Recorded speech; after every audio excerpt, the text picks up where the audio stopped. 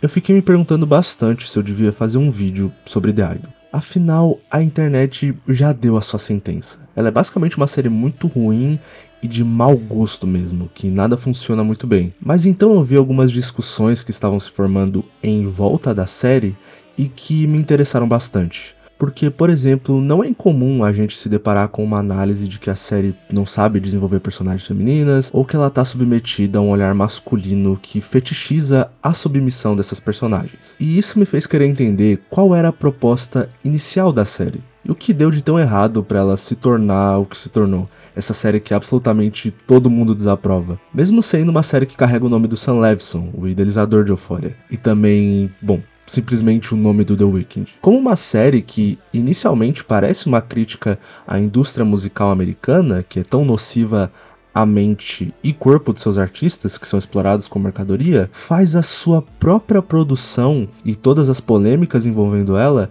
ser mais eficiente em fazer essa crítica do que a própria série. Mas enfim, muita coisa que chega pra gente sobre isso é fofoca de bastidor, então nesse vídeo eu vou tentar me focar mais no que a série tá tentando dizer sobre isso, e por que o que ela tenta criticar e comentar não funciona em nenhum nível. Primeiro, vamos à trama. A série acompanha a Jocelyn, uma cantora pop interpretada pela Lily Rose Depp, filha do Johnny Depp, uma personagem que acabou de passar por um trauma e depois de um longo hiato, ela quer retomar sua carreira. E nesse processo de rever amigos, parceiros e colegas, e numa noite ela sai para uma boate e conhece o The Weeknd. Ou melhor, o Tedros, um cara misterioso para dizer o mínimo, com quem ela desenvolve uma relação e aos poucos ele vai ocupando um lugar decisivo na sua carreira musical, e assim, de formas, digamos, nada ortodoxas, eu vou falar desse jeito por enquanto. E bom, só desse contexto a gente já pode entender um pouco a crítica que a série quer propor.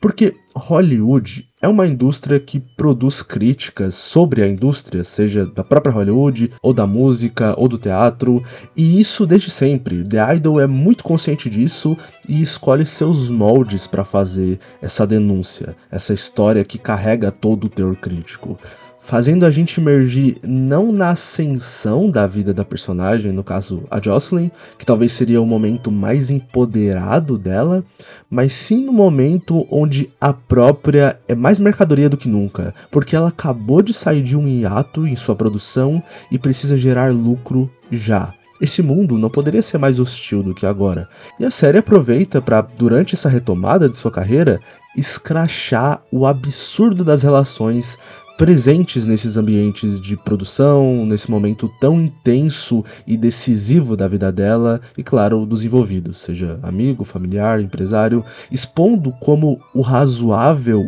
e o completo cinismo estão entre uma linha muito tênue. E tudo isso ressaltado numa estética bem exagerada, uma estética de videoclipe mesmo, usando o famoso look da Kodak, quem manja de edição e color tá ligado, que dá um aspecto meio granulado de película para a imagem, e com escolha de cores saturadas, de uma fotografia que vacila muito, e eu vou falar mais disso, mas tem uma composição que favorece tanto as cenas de iluminação natural quanto de neon, tá ligado? Sempre evocando uma sensualidade latente desses espaços, mas uma sensualidade marqueteira mesmo, como se a gente estivesse vendo uma peça publicitária de alta classe, tá ligado? Essas propagandas de TV fechada feita pra gente rica, tipo de perfume ou de bebida cara.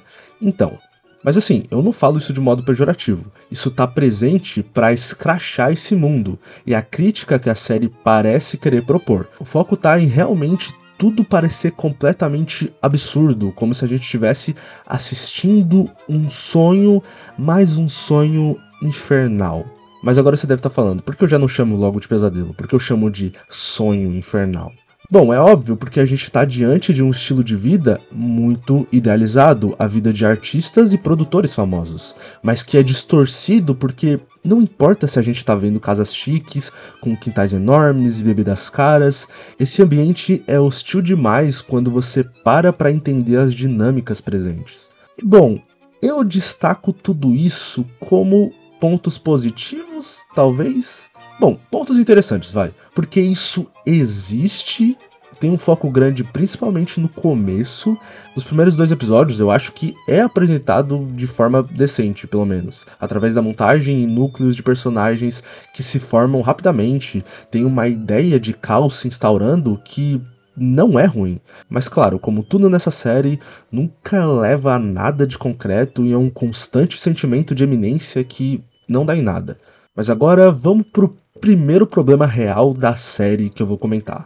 Esse caos que eu comentei não é tão bem explorado, e o que se sucede depois disso, no que a série vai se focar em trabalhar, que é fazer tudo girar em torno da relação dos protagonistas, bom, ela acha que evoca uma força que não tem, que ela não evoca. Ela conta muito com que você acredite na mitificação da personagem da Jocelyn e do Tedros e da relação deles. A série quer muito que a gente pense, uau, como é uma relação problemática, mas é tão real, é tão intensa. Mas na verdade, na relação deles, nunca existe uma construção de intimidade por parte da série, de tensão propriamente entre eles. Eu acho engraçado que no primeiro episódio tem uma cena que a Jocelyn tá assistindo Instinto Selvagem. Acho que a série queria fazer referências meio deturpada de presa e predador que existe no filme, e como os papéis de presa e predador ficam trocando o tempo todo durante Instinto Selvagem, e como isso era um indicativo de como iria funcionar a relação dela com o Tedros. E claro, também queria associar a Jocelyn como uma femme fatale moderna, assim como a Sharon Stone. Mas nossa, The Idol faz o completo oposto de tudo que eu falei. Primeiro porque a Jocelyn não tem essa potência na atuação dela e o roteiro simplesmente não ajuda, a direção não ajuda, nada ajuda. E no caso da relação do Tedros e a Jocelyn, bom, o que eu posso dizer? Eles se dão muito bem, e esse é o detalhe, eles se dão muito bem de primeira, e isso é péssimo na experiência, porque não existe algo a ser provocado, instigado. Eles não se estranham, eles não ficam fascinados, eles não parecem obcecados um pelo outro, como a série quer fazer parecer. Eles só parecem que fazem um sexo casual muito bom, tá ligado? E parecem não porque a série sabe fazer boas cenas de sexo, ela definitivamente não faz, mas eu sei que o sexo casual deles é bom, porque eles não param de fazer. Eu não sei porque alguém achou legal que esse seria um apelo foda da série. Tipo, eles não parecem que estão perdendo o controle porque tem uma conexão absurda. Eles parecem 2 narcisistas idiotas e mimados fazendo os subordinados deles se submeterem a essas situações constrangedoras. Tipo, por favor, só para, isso aqui tá esquisito, mas ninguém vai falar isso porque a série é muito dramática e a série se leva muito a sério em horas que parece que ela tá caminhando pra uma comédia. Eu não entendo muito bem o tom disso aqui. E pra piorar, a decupagem e a montagem dessa série destoa muito com o valor de produção. É sério, parece que botaram eu pra fazer isso. Tipo, pegaram um cara qualquer na rua e falou: você aí desconhecido que eu achei numa esquina, como é que você faria uma série meio voyeurista, sensual, mas que também pode ser um pouco explícita e fala sobre objetificação? Parece que é um amador que tá realizando esse projeto, eu não tô brincando, porque os planos e como eles são postos em sequência realmente parece algo meio sem noção de como evocar as sensações que eles querem. E como eu sei que eles querem evocar essas sensações?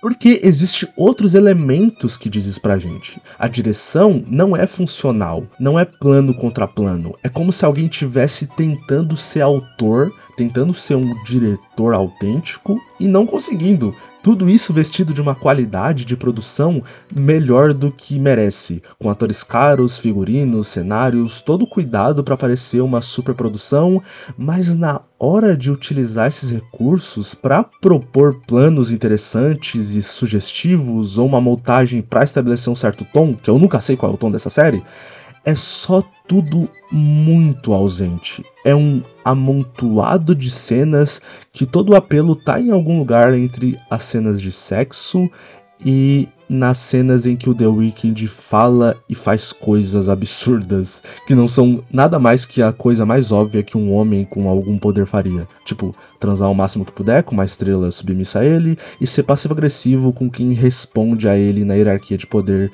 e ficar olhando pra qualquer bunda que aparecer. Tipo, sério? É isso que vocês estão propondo? Como um cara estranho, subversivo, a quem você fica obcecado. É impressionante como passam 5 episódios e a Jocelyn e o Tedros parecem que acabaram de se conhecer. Eles não têm química, eles só querem transar e nada mais. O que estraga tudo, porque o lance da série é comentar sobre como estamos vendo um mundo malicioso e corrompido que fetichiza o ídolo, e como esse ídolo é projetado tanto como um artista, alguém humano, ou uma mercadoria passível de venda e negociação. É uma imagem que está sempre em disputa, mas em disputa, e esse é o detalhe, essa é a questão, não está em disputa pela Jocelyn, e sim pelos outros que a rodeiam. Ela pouco tem influência sobre isso, e teoricamente o relacionamento dela com o Tedros é pra simbolizar isso, o que pra mim não é um problema, porque teoricamente a série é sobre isso, como eu falei. Todos esses elementos que eu tava listando até agora, que compõem The Idol, é pra mostrar uma realidade absurda. E até onde essas personas chegam por esse poder de possuir um ídolo em suas mãos. Pô, o último episódio, os diálogos, tudo indicam isso. O quão absurdo se torna esse fetiche. Isso me lembra outra série do Sam Levinson, que é Euphoria. Se analisarmos bem, Euphoria é essa série que retrata de forma ultra estilizada, usando o mesmo look de fotografia, de videoclipe que eu falei e tal, que The Idol usa, e possui muitos momentos isolados que mudam a linguagem padrão da série. Ou seja, a série utiliza, o Sam Levinson utiliza, quaisquer recursos do audiovisual necessários e que for conveniente para eles, só para mostrar o quanto esse é um mundo corrompido para esses jovens. O grande apelo de Euphoria é não ficar julgando esses personagens, mas sim expor como esse mundo formou eles como indivíduos traumatizados. Por isso todos os personagens têm um episódio que o foco está no seu passado e é sempre destacado o momento em que a sua inocência foi arrancada. Mas claro, sempre de forma ultra estilizada, como eu falei. Euphoria é muito sobre esse exercício de imaginar esses arquétipos que a gente sempre vê em filmes adolescentes hollywoodianos. O popular capitão do time de futebol, a garota popular que vai fazer par com ele, a amiga dela, a nerd, a amiga gorda, o adolescente drogado, numa geração decadente e que a condição que une todos eles é que todos possuem uma relação patológica com aquilo que torna eles tão icônicos, aquilo que torna eles arquétipos, a masculinidade, o sexo, a feminilidade e as drogas. E eu já ouvi algumas pessoas falando de forma equivocada que Euphoria é bom porque é realista, o que não é nem um pouco verdade. Ok, Euphoria, por ser uma série para maiores de idade, retratam coisas mais verossímeis que acontecem na nossa adolescência, na adolescência de pelo menos vários jovens. Mas os apelos de Euphoria é registrar esses momentos de uma forma muito over, de uma forma muito exagerada, justamente para maximizar um sentimento que temos na adolescência, que é o de não pertencimento, de questionar o que compõe as nossas personalidades. E claro, como é uma série que comenta uma geração millennial e uma geração Z, fala de problemas psicológicos e químicos como pauta, e até ironizando como esses jovens se relacionam com esses conceitos, mas isso sempre em tramas que focam no absurdo. Mistura filmes de crime, máfia, high school, come of age, comédia, drama. E essa escolha de usar o absurdo também faz The Idol parecer só problemático quando não é bem desenvolvido. Mas eu gosto do absurdo, porque ele nada mais é que um filme ou série utilizando a sua linguagem para fazer um comentário sobre algo mais fundamental. Ela tá estilizando as coisas para chegar na fonte do problema. E The Idol não sabe utilizar o absurdo, o mundo corrompido que cria para esses personagens. Pega o Verhoeven, o diretor que a vida inteira fez obras muito pops e que se destacam por sempre usar o absurdo para comentar algo bem mais estrutural. Os filmes dele são mega estilizados e muito camp, mas que o comentário dele ao longo dos anos sempre passou meio batido pro grande público e pros estúdios também. Para eles, o que o Verhoeven estava fazendo era só mais um blockbuster genérico para gerar lucro para eles. Verhoeven fez Robocop, fez Tropas Estelares, que é o meu favorito dele, e ele fez Showgirls.